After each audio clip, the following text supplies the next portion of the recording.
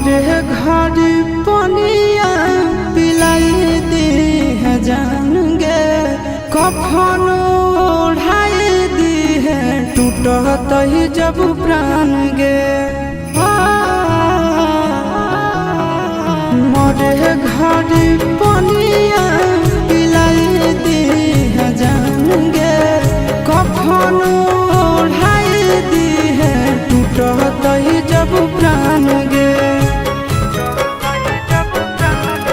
हगे हमारा से तोरा जाती प्यार होता भेंट सक छात कर लगे।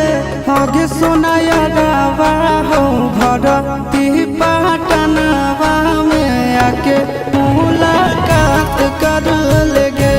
हगे सोना